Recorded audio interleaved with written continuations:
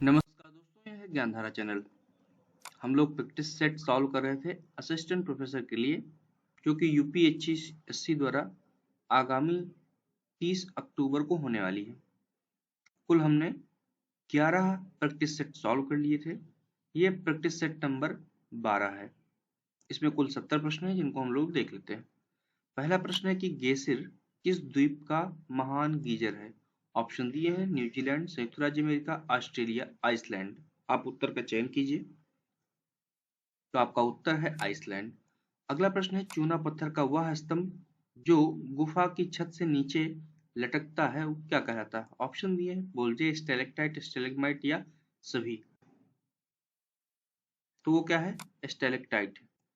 अगला प्रश्न है ओल्ड फेथफुल गीजर जो प्रत्येक 65 मिनट के अंतराल पर फूटता रहता है, कहाँ अवस्थित है। ऑप्शन दिए हैं आइसलैंड, संयुक्त राज्य अमेरिका, ऑस्ट्रेलिया, न्यूजीलैंड। तो आपका सही उत्तर है संयुक्त राज्य अमेरिका। अगला प्रश्न है येलोस्टोन पार्क जहां लगभग 100 गीजर और 4000 गर्म जल के झरने हैं अवस्थित है। ऑप्शन दिए हैं आइसलैंड, न्यूजीलैंड, संयुक्त राज्य अमेरिका, ऑस्ट्रेलिया। तो आपका सही उत्तर है संयुक्त राज्य अमेरिका। अगला प्रश्न है डब्ल्यू एम डेविस ने निम्नलिखित में से किसका प्रतिपादन किया। ऑप्शन दिए सागरीय अपर्दन चक्र का, भौगोलिक चक्र या हिमानी अपर्दन चक्र का, या कंदरा निर्माण का सिद्धांत, या उपरोक्त सभी। तो ये सभी किया है डेविस ने। सागरीय पर्दन चक्र के बारे में भी काम किया है, भौगोलिक चक्र में भी काम किया, कंदरा निर्माण के संदर्भ में भी काम किया और हिमानी पर्दन में भी काम किया। अगला प्रश्न है कि निम्नलिखित में से किस नदी का डेल्टा चिड़िया के पैर जैसा है। ऑप्शन दिए हुए हैं नील नदी का, अमेजन नदी का, मिसिसिपी नदी का, या ब्रह्मपुत्र नदी का। तो आपका सही उत्तर है मिसिसिपी नदी का उत्तर। अगला प्रश्न है यू आकार की घाटी कहाँ पाई जाती है। ऑप्शन दिए हिमानी क्षेत्र में, परिपक्व क्षेत्र में, चूना पत्थर क्षेत्र में, या सभी में। तो आपका सही उत्तर है हिमानी क्षेत्र में। अगला प्रश्न है एक सकरी, गहरी, तीव्र ढाल युक्त किनारों वाली नदी घाटी को किस नाम से जाना जाता है। ऑप्शन दिए हैं ब्लफ, कैनियन, रिफ्ट घाटी, या इनमें से कोई नहीं। तो ये है आपका कैनियन। अगला प्रश्न है डाइक क्या है। ऑप्शन दिए हुए हैं तटीय स्थलाकृति, हिमनद स्थलाकृति, ज्वालामुखी निर्मित स्थलाकृति, या सभी। तो डाइक क्या है आपकी ज्वालामुखी निर्मित स्थलाकृति। शिलो डाइक आपने सुना होगा। अगला प्रश्न है ब्लैक हिल, ब्लू हिल, ग्रीन हिल्स नामक पहाड़ियां किस देश में स्थित है। ऑप्शन दिए हैं संयुक्त राज्य अमेरिका, ऑस्ट्रेलिया, कनाडा, ब्राजील। तो आपका जो सही उत्तर है वो आपका संयुक्त राज्य अमेरिका। अगला प्रश्न निम्न में से कौन सा पर्वत महाद्वीपीय जल विभाजक के रूप में जाना जाता है। ऑप्शन दिए हुए हैं great dividing range, Himalaya, Rockies, Andes. तो आपका जो सही उत्तर है वो आपका है क्या, रॉकीज।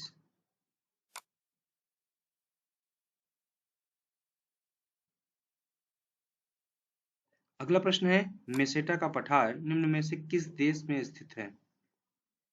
ऑप्शन दिए हुए हैं मैक्सिको, या स्पेन, पुर्तगाल, या ब्राजील, या उत्तरी पूर्वी अफ्रीका। तो आपका सही उत्तर है स्पेन एंड पुर्तगाल।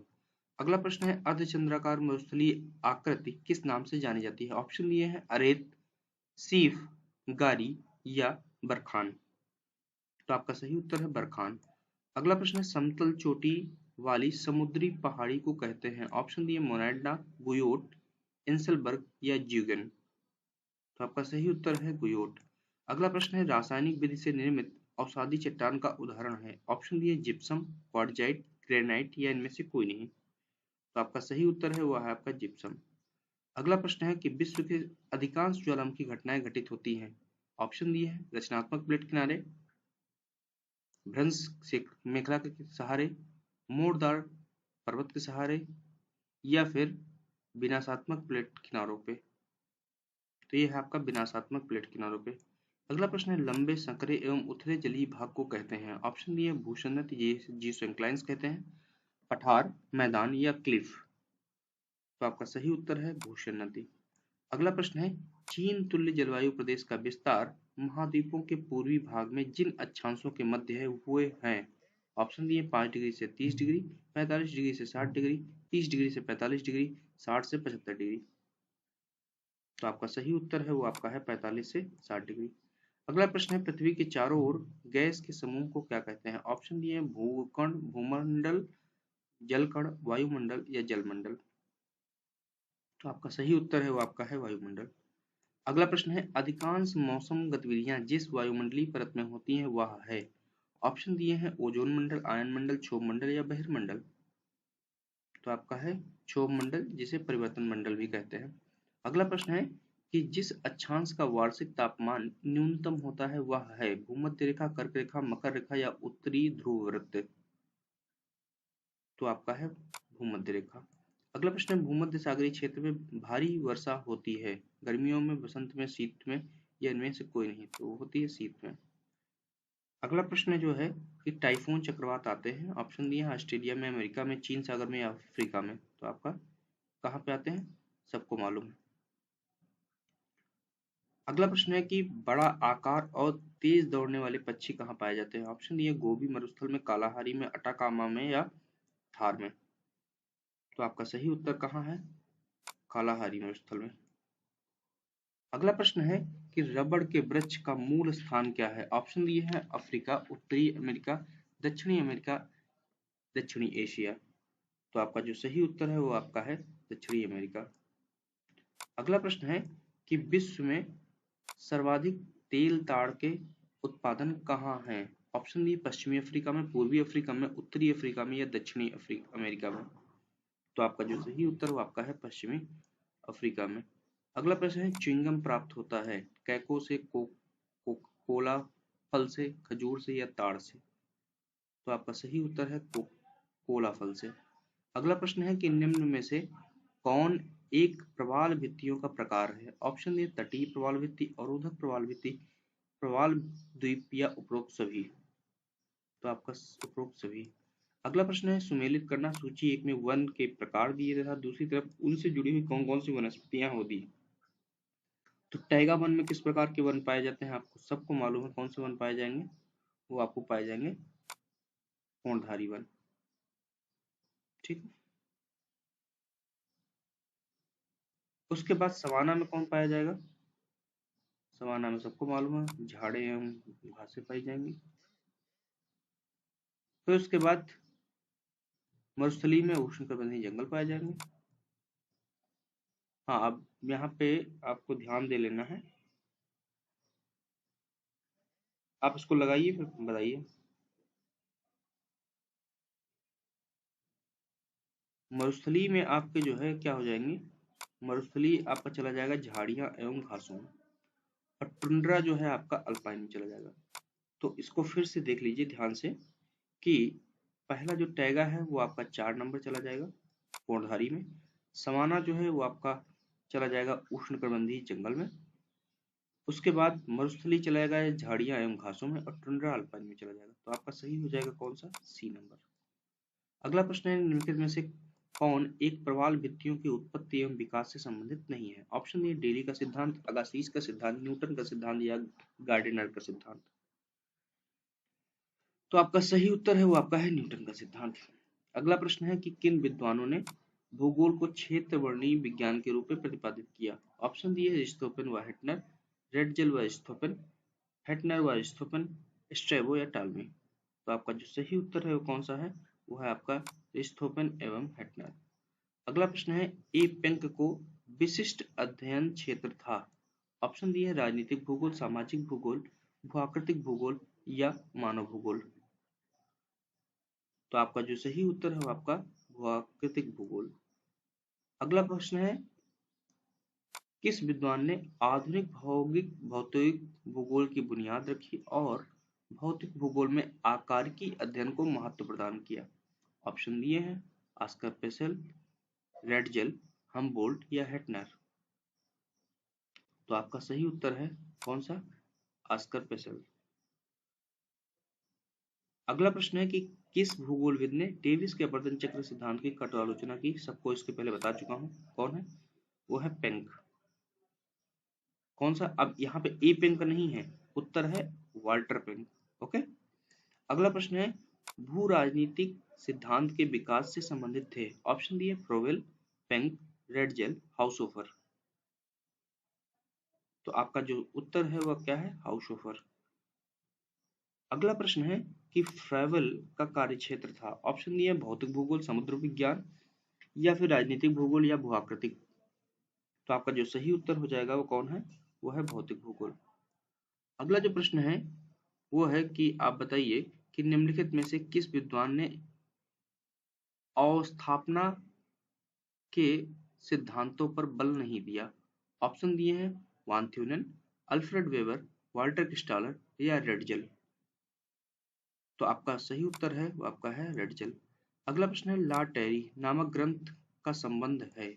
ऑप्शन दिए हुए हैं सामाजिक भूगोल से, राजनीतिक भूगोल से, भौतिक भूगोल से या भूआकृतिक भूगोल से। तो आपका सही उत्तर है भौतिक भूगोल से। अगला प्रश्न है संयुक्त राज्य अमेरिका में नगरों के उपांत में सब्जियों, फलों तथा फूलों की गहन खेती कहलाती है। ऑप्शन दिए factory farming, truck farming, market gardening या एग्री फार्मिंग। तो आपका सही उत्तर है ट्रक फार्मिंग। अगला प्रश्न है सूची 1 को सूची 2 से मिलाना है और यहाँ पर जो है जनांकी संक्रमण की अवस्थाएं दी हुई हैं। तो जनांकी संक्रमण की पहली अवस्था में क्या होता है यहाँ पर आपको देख लेना है। तो उसमें उच्च जन्म दर व उच्च मृत्यु दर होता है, ये आपका सही हुआ। दूसरा है जनांकी संक्रमण की द्वितीय अवस्था में क्या होता है, उच्च जन्म दर रहता है और क्या होता है मृत्यु दर जो है क्या है गिरना शुरू हो जाती है। तीसरी अवस्था में क्या होता है जन्म दर और मृत्यु दर दोनों गिरने लगती है, ठीक है। और चौथी अवस्था में जनसंख्या स्थिरता को प्राप्त हो जाती है। तो आप इसको देख सकते हैं, आसानी से लगा सकते हैं। लगा पाएंगे कि नहीं लगा पाएंगे बताइए। तो आपका जो है ए नंबर सही हो जाएगा। अगला प्रश्न है 20वीं सदी में संपूर्ण विश्व की जनसंख्या में वृद्धि हुई थी। ऑप्शन दिए 3 अरब, 4 अरब, 4.4 अरब या 5 अरब। तो आपका सही उत्तर है 4.4 अरब। अगला प्रश्न है सबसे कम जनसंख्या घनत्व वाला क्षेत्र है। ऑप्शन दिए हैं यूरोप, ओशिनिया, अफ्रीका, अमेरिका। तो आपका सही उत्तर है ओशिनिया। अगला प्रश्न है कि निम्नलिखित देशों में से किस एक देश का जनसंख्या घनत्व सर्वाधिक है। ऑप्शन दिए हैं इंडोनेशिया, मोनाको, जापान, थाईलैंड। तो आपका जो सही उत्तर है वो आपका है मोनाको। अगला प्रश्न है सिंथेटिक फाइबर उद्योग सर्वप्रथम विकसित हुआ। ऑप्शन दिए हैं इंग्लैंड में, फ्रांस में, जापान में या जर्मनी में। तो आपका सही उत्तर है वो आपका है फ्रांस में। अगला प्रश्न है कि निम्नलिखित में से कौन सा एक बंदरगाह विश्व के काफी बंदरगाह के रूप में जाना जाता है। ऑप्शन दिए Sao Paulo, Santos, Buenos Aires या रियो डी जेनेरियो। तो वो है आपका सेंटोस। अगला प्रश्न है वेनेजुएला के निम्नलिखित पत्तन नगरों में से किस एक को तेल पत्तन के रूप में विकसित किया गया है। ऑप्शन दिए हैं कैराकस, कैरुपेलो, मरकैबो या मराके। तो आपका जो सही उत्तर है वो आपका है मरकाइबे। अगला प्रश्न है मोनोजाइट अयस्क है। ऑप्शन दिए जर्कोनियम का, थोरियम का, लौह का या टाइटेनियम का। तो आपका उत्तर है थोरियम का। अगला प्रश्न है हम लोग देख लेते हैं क्या है। अगला प्रश्न है कि निम्नांकित देशों में से कौन देश खनिज तेल का निर्यातक एवं आयातक दोनों है। ऑप्शन दिए हुए हैं चीन, रूस, यूके, संयुक्त राज्य अमेरिका। तो आपका जो उत्तर है वो आपका है संयुक्त राज्य अमेरिका। अगला प्रश्न निम्नांकित में से संसार का सर्वाधिक व्यस्त महासागरीय मार्ग कौन सा है। ऑप्शन दिए हिंद महासागर, लाल सागर, उत्तरी अटलांटिक महासागर, प्रशांत महासागर। तो आपका जो सही उत्तर है वो आपका है उत्तरी अटलांटिक महासागर। अगला प्रश्न है कि निम्नलिखित में से कौन संसार की सबसे बड़ी पोतवाहक नहर है। ऑप्शन दिए कील नहर, पनामा नहर, स्वेज नहर या सू नहर। तो आपका जो सही उत्तर है वो आपका है स्वेज नहर। अगला प्रश्न है दक्षिणी एशिया का सबसे बड़ा माल भारवाहक पोत कौन सा है। ऑप्शन दिए कोलंबो, कराची, कोलकाता या मुंबई। तो आपका सही उत्तर है आपका मुंबई। अगला प्रश्न है एंटीपोड व्यापार से क्या तात्पर्य है। ऑप्शन दिए हैं निर्यात व्यापार, आयात व्यापार, तटीय व्यापार या निर्यात के लिए आयात की गई वस्तुएं। तो आपका सही उत्तर है निर्यात के लिए आयात की गई वस्तुएं। अगला प्रश्न है निम्न में से कौन सा एक काकेसाइड प्रजाति नहीं है। ऑप्शन दिए हैं अल्पाइन, मेलेनेशियन, भूमध्य सागरीय या नार्डिक। तो आपका सही उत्तर है मेलेनेशियन। अगला प्रश्न है सेमांग के अर्थव्यवस्था का आधार क्या है। ऑप्शन दिए कृषि, उद्योग, वनोत्पाद या पशुपालन। तो आपका है वनोत्पाद, बी नंबर। अगला प्रश्न है कि निम्न में से किन जनजातियों की अर्थव्यवस्था का मुख्य आधार पशुपालन है। ऑप्शन दिए लैप्स, तरतार या बद्दू या उपरोक्त सभी। तो आपका है उपरोक्त सभी। अगला प्रश्न है कि सामाजिक डार्विनवाद के संस्थापक थे। ऑप्शन दिए हर्बर्ट स्पेंसर, मिल, रेडजेल या एरिस्टोफेन। तो आपका जो सही उत्तर है वो आपका है हर्बर्ट स्पेंसर। अगला प्रश्न है, हमने मानव के मस्तिष्क में प्रवेश करने की पद्धति विकसित कर ली है, यह कथन का संबंध है। ऑप्शन दिए है डेविस का, स्पेंसर का, गोयल का या रिचर्ड पीट का। तो आपका जो सही उत्तर है वो आपका है गोयल का। अगला प्रश्न है, कर्मोपलक्षी या फंक्शनल रीजन है। ऑप्शन दिए हैं, मुख्यतः प्राकृतिक प्रदेश होते हैं, मुख्यतः भौतिक प्रदेश होते हैं, अगला है मुख्यतः सांस्कृतिक भूदृश्य वाले प्रदेश होते हैं, या मुख्यतः राजनीतिक प्रदेश होते हैं। तो आपका सही उत्तर है मुख्यतः सांस्कृतिक भूदृश्य वाले प्रदेश होते हैं। अगला प्रश्न है कि प्रदेशों की सीमाएं निर्धारित करने की विधियां हैं। ऑप्शन दिए हैं दूरी, न्यूनतमीकरण, ग्राफ सिद्धांत, थीसिन बहुभुज या उपरोक्त सभी।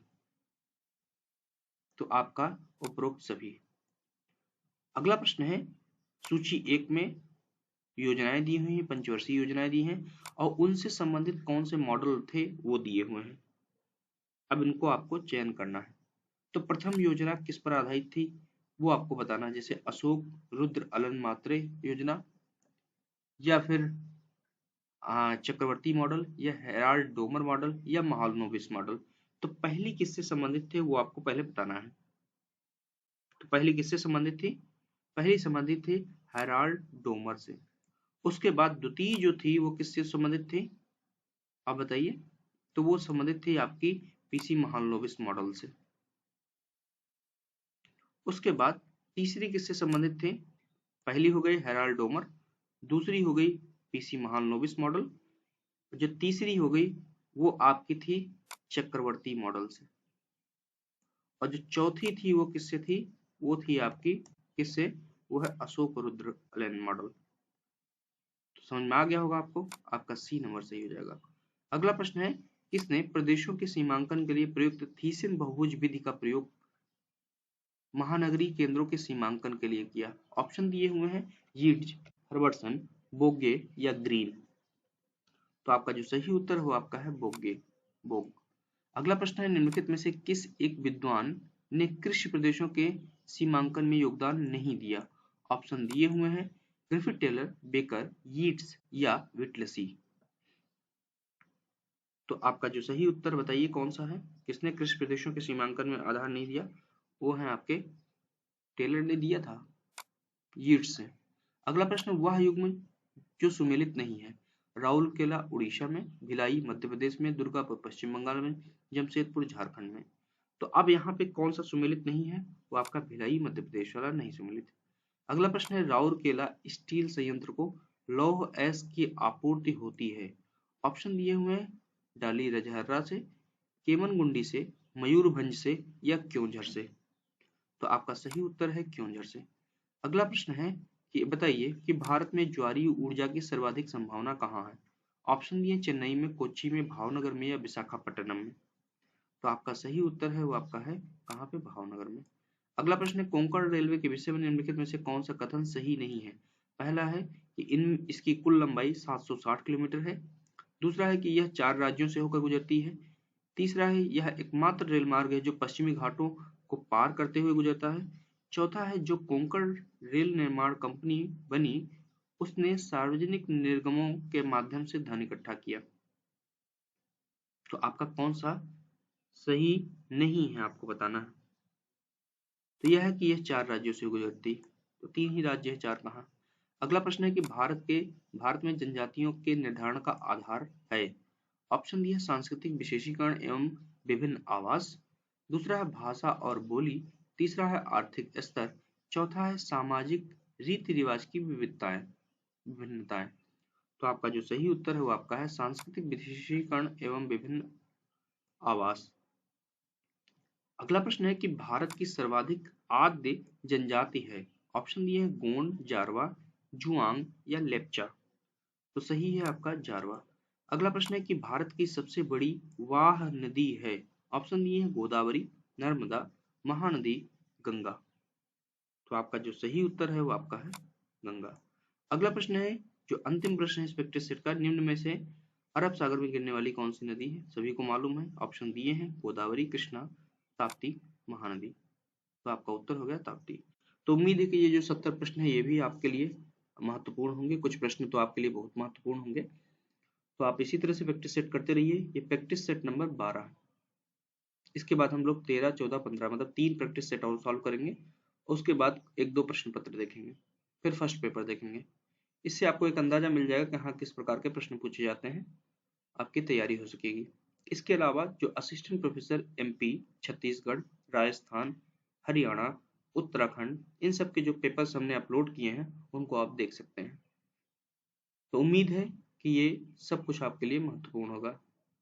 जो लोग चैनल पे नए हैं वो अपने दोस्तों को, अपने जूनियर्स को, अपने सीनियर्स को चैनल का लिंक शेयर करें, जिससे कि इन वीडियोस का प्रॉफिट उनको भी मिल सके। धन्यवाद।